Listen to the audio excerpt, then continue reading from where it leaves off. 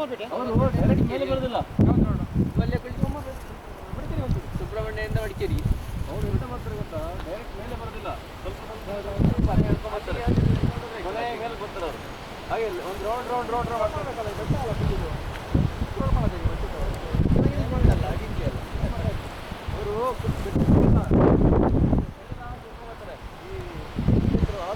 Orange symbol ತಿಳ್ಕೊಂಡು ಬರ್ತಾರೆ.